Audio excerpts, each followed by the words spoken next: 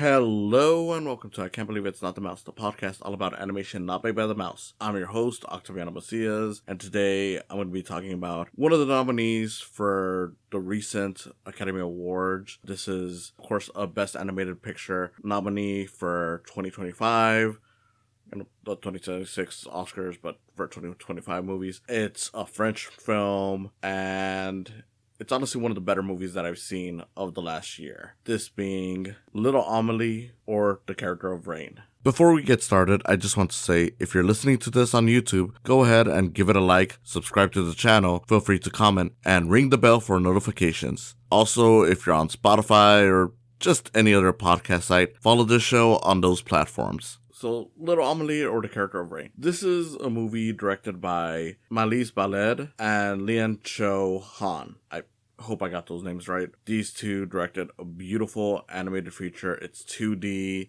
It looks kind of like, I want to say like watercolor or like pastels. There's like not really like any thick or hard outlines to this. It's just a very nice, very colorful looking movie, and it's just very beautiful to look at. Just to get it out of the way, I've seen all the nominees for this recent animated awards at the Oscars, like the nominees. I saw K-Pop Demon Hunters, great movie. I saw Arco, pretty good movie. Zootopia 2, really good movie. Ilio, don't know how that got in. And now this, which I would honestly say is the best one of the bunch. I expect K-Pop Demon Hunters to be the one that wins, and I would be perfectly fine with that because, one, it's, Sony, who does a lot of great stuff, and they haven't really gotten a whole lot of love outside of Spider-Verse, so, they deserve that. K-Pop Demon Hunters was, of course, a big phenomenon. But if any other animated film were to win, this is the one that I would want to win, because, again, I think it's the best one anyways, but also because it's just a really nice, beautiful, unique movie. I mean, sure, we've gotten a bunch of coming-of-age stories with teens, with young adults, with people that are already in their adulthood, but I don't think we've ever really had one that is focused entirely on a toddler. And that is the main thing about this movie, is that it is entirely focused on little Amelie, who is a 2.5-year-old for most of this movie. She eventually becomes 3, and we're getting it from her perspective. So because she's such a young girl, she thinks everything revolves around her to an extent. She doesn't ever come off self-centered or anything like that, but it is pretty clear that she thinks like, okay, I am God around this world. She pretty much even introduces herself as God. But it's done in a way where it's like, oh, well, she's barely 2.5 years old. Of course she's going to think that everything around her is about her specifically. Like, have you ever been around a toddler? They normally think everything is based around what they think, and that's a really nice hook to get with. It's just a really nice, simple movie. This movie doesn't even crack 80 minutes. It's, I believe, like around 75 minutes with the credits, maybe 77 minutes. And yeah, it does use that time well. Basically, you get to start like from her birth, where she was like a vegetable kid, like she wasn't moving or anything like that, until she finally decides to start moving, and she meets like the most important people in her life, which, yes, it would be her family. She has a mother, father, 2 older siblings, 1 brother, 1 sister, but the ones that matter most to her are her grandma, who essentially starts her journey into being a better person, and the family assistant, Nisho-san, who is essentially she's like, cleaning up the place while the parents are too busy doing stuff, and she starts teaching Amelie a bunch of things around there. For the most part, this is a movie that, I don't want to say it has no plot, but it is very much just like, okay, well, here's like a sequence of her life, and that is plenty for us to dig into, because since she is narrating and since we're getting all these events, we know off the bat, like, okay, she's an unreliable narrator. She, of course, is only explaining things the way she understands it. Because of that, it makes for an interesting thing where, like, early on when she mentions that she was a vegetable child, it makes you think, like, well, was it that she really was a vegetable child, or was it just that that's how she interpreted it, the way she wasn't really moving or anything like that, But yeah, it's a nice story. With the whole movie, it's pretty much taking place in Japan. For the most part, this is a Belgian family that are just living in Japan because the father is a diplomat, is what I believe the movie says at one point. It's, something where, like, it is acknowledged, but we don't really focus on it too much because that's not the point. I know that they mentioned that the mother is like a musician, so they're basically in Japan for a time period. The grandma visits from Belgium and eventually leaves to Belgium, and the movie takes place, from what I remember, it was like late 60s, early 70s. I know they did mention it at one point, but yeah, I forget if it was like 60s or early 70s. I know it's definitely close enough to World War II, but far away from it that it becomes a bit of a conflict in the movie. I won't go into too much of that, but basically, this Belgian family does have a landlord who is the one that encourages them to hire Nisho-san, and eventually that becomes a whole conflict because of her feelings towards the white man over, well, what happened in World War II in Japan. It doesn't go too deep with it, but it doesn't really need to, because that's not really the whole point. It is something that is, of course, nice to have, and it is, I think, vital to the story because it gives you just a framework to understand why things are the way they are. But for the most part, this is a movie about a little toddler and her experience growing up in the world, and I think that's beautiful. This is a very simple movie for anyone to watch. I don't think that this is a movie that will only satisfy animation fans. I feel like this is a movie that, even if you're just a casual, animation fan, someone who only watches it for like Disney or only watches it when you're around kids, that you will probably enjoy this. And not just because, like, oh, it's 2D and, that'll probably remind you of when you were a kid, especially since now we mostly just get CG features here in the West. But I do think that factor will help you in easing you into this world. But regardless of it, it's just a really good movie, and it's just fun seeing what a 2-year-old thinks of regarding everything going around. Like, it doesn't try to do and not that I hated this, but it doesn't try to do something like the Lego movie where it does like the cutesy, like, oh, let's do like a super exaggerated world because kids are super exaggerated. Like, it doesn't do like, like Captain Underpants or Dogman where they start imagining certain crazy things. Like, it's always fairly grounded.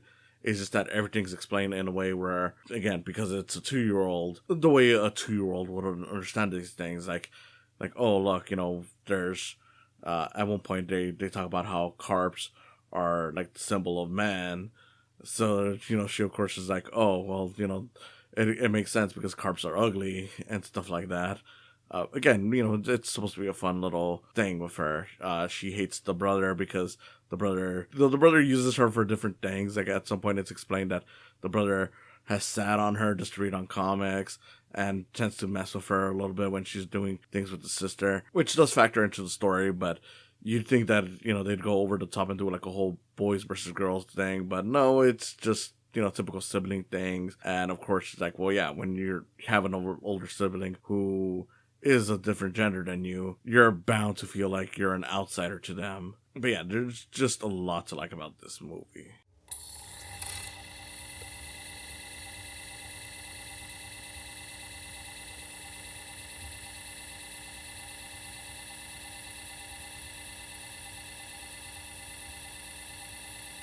I don't want to do like a whole ranking of like, oh, what's the best animated film or what's the worst one of the year, because I mean, again, well, even if you go back to what I said earlier, you already kind of know what I feel about each of the animated films nominated for the Oscars. And for the most part, I do think that at least 2 of them could have been cut for better movies. One of which I'm a little more lax on just because I'm like, well, this is a foreign feature. It's not a big thing. So, its staying there is perfectly fine by me. The other one is Ilio. But for the most part, I don't think it really matters in the end because, of course, this is all my opinion. And at the end of the day, I do think that it doesn't really matter in the long run because there are times where certain movies have won the Oscar that I am like, yeah, it's not a movie that I would have said is the best one of that year, but it's like, okay, that one still deserved it for everything that went around it, so that's perfectly fine. There's times where I felt like that about the various Disney wins that happened, where it's like, there was other movies that were better, There were other movies that felt lesser than the winner that should have won just because Disney had already gotten it way too much anyways. Now, none of this is to say that I think that the winner shouldn't be the best one. It's just that sometimes I do feel like it's important for the winner to be something more than just what I think is the best one. Because again, there's a lot of other people in the world. I am not the only person whose opinion matters. So of course, even if I think that Little Amelie is the best animated movie, I know a lot of other people still prefer K-pop Demon Hunters. And I'm not even just talking about people that only saw K-pop Demon Hunters. I'm sure that there's other people who saw this movie too and thought, yeah, K-pop Demon Hunters is still the better one. And for the most part, it's very close for me. These are right, neck and neck. The only reason why this one I feel like is a little stronger is just because the emotional stuff is just a little stronger for me. And then, of course, I just love the animation. But, again, if K-pop Demon Hunters wins, I'm perfectly fine with that. Oh, the animated features is my second favorite of the year anyways. And there's a lot going for it that I'm like, yeah, just from a perspective of, how it would look like when it wins, that would actually be great for that movie. So I can't even be mad if that movie wins.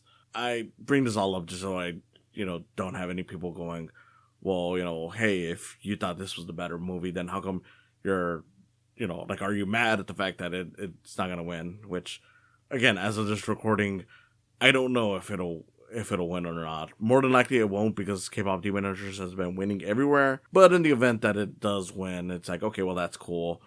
But if it does lose, which is likely, that's cool too. I don't care. What matters is that this movie is seen. And since it's a smaller foreign feature, chances are that a lot of you are probably not going to watch it by the time the Oscars hit. Chances are that you won't even see it within the next year or so unless you look out for it. And I do think that you should look out for it because it is a really good movie that, again, it just shows you like, okay, this is the world through the lens of a toddler, and that's great. I think it's fun. I think it's neat, and it's such a unique thing that you don't really see in a lot of these movies. Normally, when you see a character as a toddler, that's either because they're a side character or if they're the main character. That's only going to be a portion of the movie. And then, you're going to see them as adults. So it's nice to see, like, okay, we're going to actually explore how this feels for this character and how they view the world at this point in their life. And just seeing how that shapes their whole worldview. And just having the whole arc be from, her looking at herself as a god to this world to just looking at herself as a human. Because, of course, by the end, she eventually comes to the conclusion, like, hey, I'm just another person, just like you and me, whatever, blah, blah, blah. Doesn't even matter. It's a nice little way to go about the whole story. Again, I just really like that because it's not something you honestly get a lot in movies. I don't know, like if you make about a movie about a character this young, it's usually going to be much more, I don't want to say fantasy, but it's usually going to be more, I also don't want to say nonsensical, but it is going to be like more unrealistic, I guess, is what I'm trying to say. Like, you got your Rugrats or your, again, well, granted, this was an older kid, but still, like, with something like the Lego movie where the whole reality around these characters is going to be more heightened. Like, and pretty much the way they view things, the way they understand things, it's a lot differently than what a normal kid would see. Which is fine. I do think that that's also a fun approach to do it because, of course, kids have very active imaginations, but it is nice to see one where it's like, this character is fairly grounded. Like, she never thinks that she's creating things that she isn't. And, there are a few moments, I will admit, where it's like, okay, from her perspective, she parts the waters. From her perspective, things are much bigger than they normally are.